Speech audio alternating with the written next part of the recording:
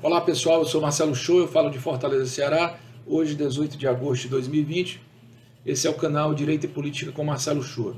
Os nossos vídeos estão sendo retransmitidos pela TV 247, pelo Canal do Saber, pela TV do Habilidoso. Portanto, se inscreve no nosso canal, se inscreve no Canal do Saber, se inscreve na TV do Habilidoso e assina a TV 247, que está aí em busca de alcançar 1 milhão de assinantes, o que é a garantia para divulgação de boa notícia, de notícia com credibilidade por todo o país. Vocês sabem muito bem que fundamentalistas religiosos insistem em condenar a atitude do Hospital de Pernambuco, que realizou a interrupção da gravidez naquela criança de 10 anos do Espírito Santo, que desde os 6 anos de idade vinha sendo abusada sexualmente pelo seu tio. Fundamentalistas religiosos que continuam acusando a família de ter cometido um crime e acusando a própria vítima, uma criança de 10 anos, de, por exemplo, coisas que eu li na internet, ser uma assassina por ter tirado a vida de um milagre de Deus. Eu não posso deixar de me indignar com esses psicopatas fundamentalistas. Honestamente, eu não sei como é que essas pessoas são tão sem amor no coração. Como é que essas pessoas podem ser tão más? A interrupção de uma gravidez numa criança de 10 anos não é uma faculdade, é uma obrigação. É uma obrigação. Qualquer pessoa sabe que uma criança de 10 anos não tem condições biológicas de suportar uma gestação. Não tem condições emocionais para entender o que se passa. Considerando que uma criança dessa chegasse com vida ao final da gestação, que não chegaria porque corre um altíssimo risco. Considerando que o feto sobrevivesse, porque não sobreviveria, porque a gestação da criança de 10 anos seria de altíssimo risco, considerando que sobrevivesse, que tipo de pai essa criança teria? Esses fundamentalistas religiosos percebem que uma criança de 10 anos não pode ser mãe, porque não tem idade para ser mãe? Será que eles não percebem que um suposto pai, neste caso, seria um estuprador? Portanto, não deveria ser pai, não pode ser pai? Não só um estuprador, mas um pedófilo, abusador sexual da própria mãe do feto, que tem 10 anos e que correu risco durante toda a gravidez? Será que essas pessoas não percebem que isso é um absurdo? Eu acho o seguinte: se fosse a filha de alguém de classe média alta e rico, essa discussão sequer estaria na internet.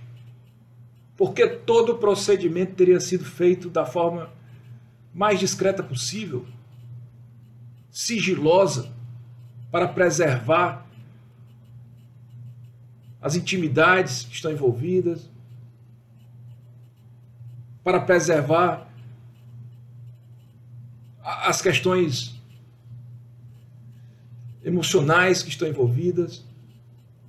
O problema é que a classe média alta e a classe alta do Brasil adora empinar o dedo para o pobre, só que não pensa 2 vezes antes de fazer as coisas que condenam nos pobres. Como diz o médico de Pernambuco que realizou o procedimento, o Brasil é o país da hipocrisia. Essa criança de 10 anos, ela não praticou ato de prazer, ela foi estuprada. Ela foi estuprada depois de ter amargado 4 anos de abuso sexual, de violência sexual. Não há o que discutir na interrupção da gravidez, numa situação dessa. Isso sequer poderia ser cogitado e foi transformado numa disputa política. Que tipo de país permite que aconteça uma coisa dessas? O artigo 128.2 do Código Penal prevê o aborto no caso de gravidez resultante de estupro, no caso de uma gravidez que porte no risco para a mãe. E nesse caso, aconteceram as duas coisas, com o agravante de ser uma criança de 10 anos. O Código Penal é de 1940. Há 80 anos há essa convicção no Brasil. E agora esses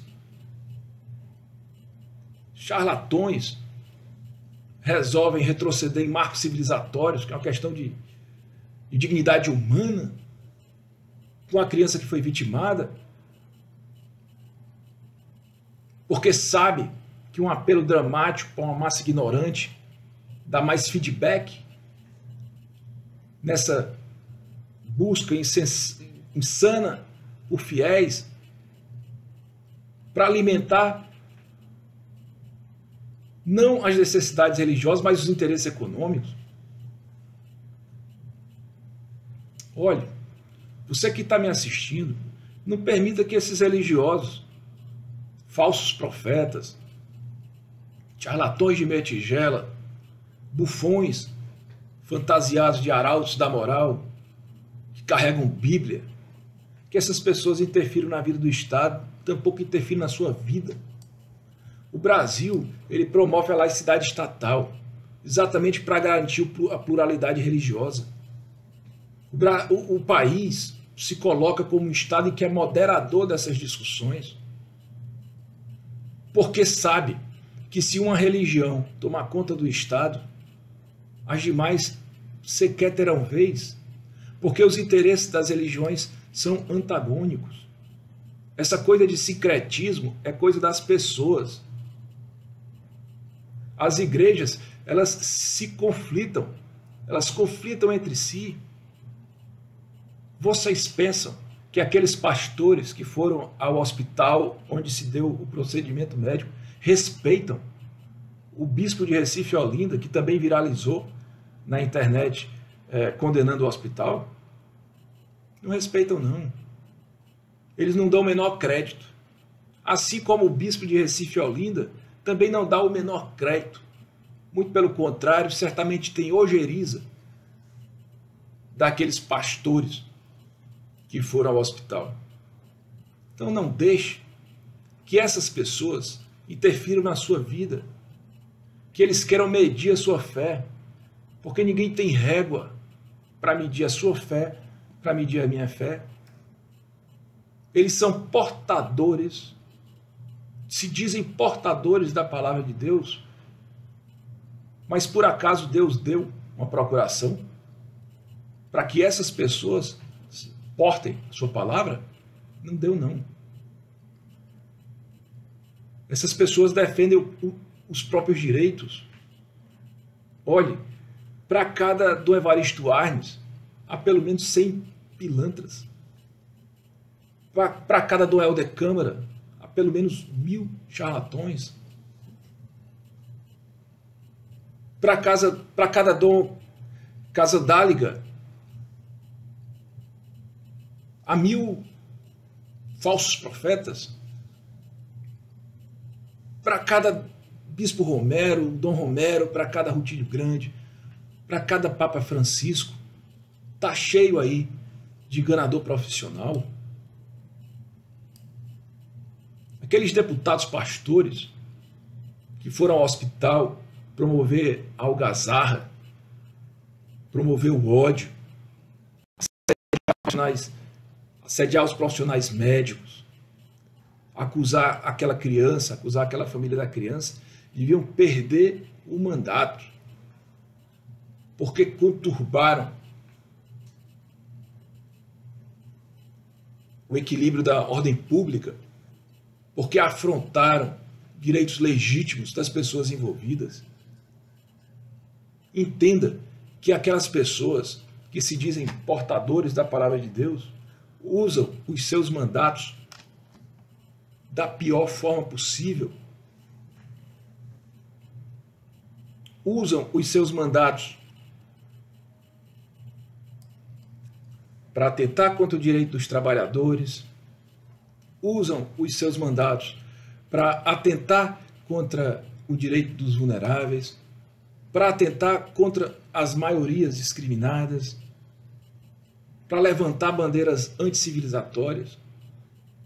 Essas pessoas estão do lado oposto ao seu sempre, mas se apresentam como profetas porque querem o seu voto. Não permita que interfiram nas suas posições pessoais. Não há respeito aos direitos humanos se uma orientação religiosa passar a determinar os padrões da coletividade. É por isso que o Estado é laico. É isso que a gente tem que defender. Há religiosos nesse país que são capazes de aparecer na internet portando fuzis. Há religiosos nesse país que são capazes de aparecer, são capazes de vender semente milagroso contra o coronavírus. Há religiosos nesse país que são capazes de ir a Brasília para rezar de joelhos ao lado de um presidente que sequer consegue falsear um sentimento de consternação com mais de 100 mil pessoas mortas, de brasileiras e brasileiros mortos nos últimos meses por causa de Covid. Afinal, a propósito, onde é que está esse presidente? No caso dessa criança? Cadê a solidariedade do presidente com a família? Não se vê um pio. Tem religioso que é contra o aborto por convicção da própria religião. Tudo bem. Eu me oponho a isso porque eu defendo a autonomia da mulher para decidir sobre o seu corpo, sobre qualquer circunstância, mas eu entendo isso. O direito de cada um pensar o que quer. Mas essas pessoas têm que entender que há parâmetros legais para a defesa e para a promoção daquilo que alimentam. Só que eles preferem apelar para o sensacionalismo porque sabem que dessa maneira conseguem inflamar uma massa profundamente ignorante por falta de informação. O Código Penal brasileiro, no artigo 128.2, permite a interrupção da gravidez no caso de estupro e no caso de risco para a mãe. Eu já comentei aqui. Isto é categórico, há 80 anos. Então não há como acusar de crime quem não cometeu crime. Aliás, é crime acusar de crime aquele que não cometeu crime. Existem as estruturas de calúnia, de difamação, de injúria. Essas pessoas estão cometendo isso. E as sequelas psicológicas dessa criança, e os sofrimentos causados pelos vazamentos das informações, pelo assédio ao hospital, pelo assédio em dizer que essa criança cometeu uma violência contra a vontade de Deus, certamente um herege que vai para o inferno. Você acha isso justo? Você acha que, além de sofrer todo o dano físico e todo o dano emocional por conta da violência em si, do abusador, estuprador, pedófilo, uma criança ainda tem estrutura emocional para sofrer um bullying dessa magnitude? Não só ela, a família também? Olhe, esses fundamentalistas são irresponsáveis. Conturbaram a vida de uma criança, expuseram gratuitamente um corpo médico que estava fazendo o seu trabalho de forma honrada, com a convicção de que estava cumprindo não só as leis, não só a decisão judicial, mas o juramento de Hipócrates. Pessoas que foram para a porta do hospital verborragiar ódio. promovendo algazarra no ambiente de silêncio, promovendo aglomeração em plena pandemia, quando não se pode aglomerar. Isso não é liberdade de expressão, não, gente. Não é liberdade de manifestação, não. Isso é falta de vergonha na cara. Nós precisamos ter coragem de abrir a boca e falar disso em alto e bom som no Brasil. Essa promiscuidade religiosa, em que essa caça insana aos fiéis, ela é tão concorrida que visa apenas o feedback para contemplar interesses pessoais. Essa coisa está destruindo o Brasil. Sabe o que é que precisa ser feito nesse caso? Precisa ter prisão dura para o estuprador, pedófilo, abusador. Ele precisa pagar pelos crimes que ele cometeu, que jamais serão reparados na vida daquela criança, que dificilmente, aliás, dificilmente não, que jamais restaurará as condições de normalidade emocional por força da brutalidade da violência que sofreu no ato em si e durante todo esse período. E depois do ato, pela promoção desse ódio todo, que ganhou as redes sociais, que ganhou o apoio do Brasil inteiro, o apoio no sentido contrário, né? Na verdade, a condenação pública, né, de boa parte do Brasil, que atenta contra os marcos civilizatórios. O que tem que ser feito é apurar as responsabilidades do Hospital do Espírito Santo, que não prestaram o atendimento necessário àquela criança no momento em que ela apareceu ali, que descumpriram a ordem judicial, que descumpriram recomendações médicas, que fecharam os olhos para o Estatuto da Criança e do Adolescente, que descumpriram a lei do país. Por que não realizou a interrupção da gravidez ali? Eles somaram mais 10 dias àquela gestação impossível, que só estancou quando lá em Pernambuco, no outro lado do país, foi realizado o procedimento médico que eles deveriam ter realizado. Eles prorrogaram o risco da criança durante essa gestação impossível. O que tem que ser feito é punir quem vazou as informações sobre a criança, sobre o procedimento no hospital, sobre o dia, sobre o horário. Porque essas pessoas mobilizaram outras que chegaram lá no hospital para promover a algazarra, para tentar invadir, para tentar constranger todo mundo. A criança teve que entrar no hospital dentro do porta-mala do carro. Isso é o que está sendo dito pela imprensa. Para não falar que teve que sair do Espírito Santo para ir para Pernambuco, sair do Sudeste para ir para o Nordeste para realizar um procedimento que deveria ter sido feito no local mais próximo quanto antes. Com segurança, com zelo, atenção, solidariedade e carinho. Tem que punir essas pessoas que foram ao hospital, não só esses deputados que têm que perder os mandatos, mas todos aqueles que aglomeraram quando não podiam aglomerar, que não respeitaram o silêncio de um local onde o silêncio é necessário por orientação de saúde, que violaram o direito de outras pessoas com constrangimentos imorais, com imputação de crimes que não aconteceram, que difamaram, que injuriaram, caluniaram, para não falar das ameaças. Tem que punir rigorosamente a senhora Sarah Winter, que cada dia vai se mostrando mais especialista em delinquência digital, tripudia de lei, tripudia de decisão judicial, tripudia do bom senso. Ela que teve prisão relaxada para responder em liberdade contra a investigação de crimes, alguns dos quais já se sabe que ela cometeu, porque ela falou foi abertamente. Quando ela atacou o STF, foi abertamente. Quando ela ameaçou os ministros do STF, foi abertamente. Ela destila o ódio o tempo todo, é abertamente. Não é ninguém que está dizendo, isso é ela que diz. Portanto, ela está em liberdade para responder sobre investigação de crimes, que já se sabe que alguns desses crimes ela cometeu, mas ela insiste em continuar utilizando as redes sociais para divulgar o ódio, para promover essa eclosão, essa divisão social, esses absurdos que deveriam ser tratados com sutileza, com discrição, com solidariedade. Ela divulgou os dados da criança, ela divulgou os dados do hospital. Ela cometeu mais um delito criminal dentro de uma sequência que já vem sendo cometida.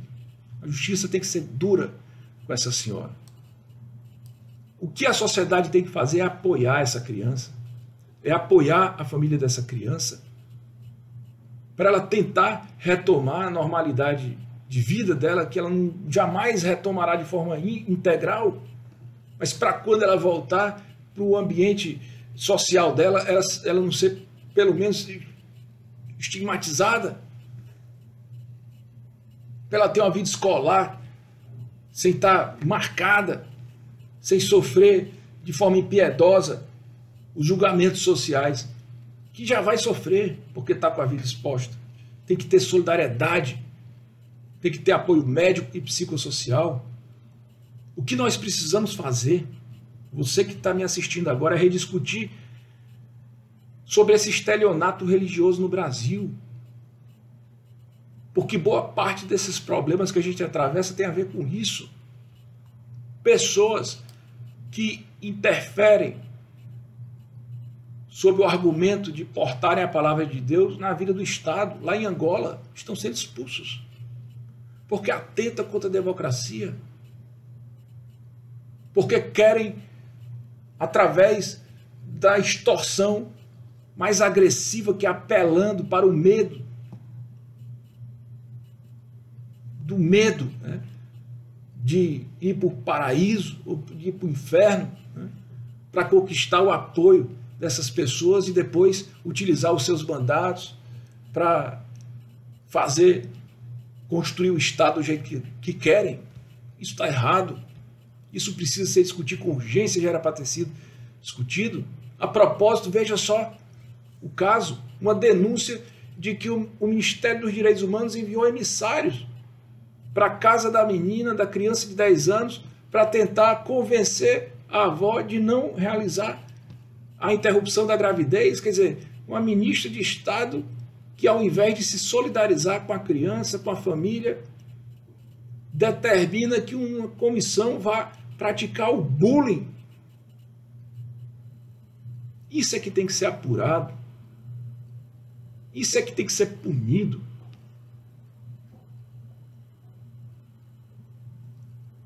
Todo apoio a essa criança, todo apoio à família da criança. Parabéns, equipe médica de Pernambuco. Parabéns, Defensoria, Ministério Público do Espírito Santo, Judiciário do Espírito Santo, que agiram com diligência.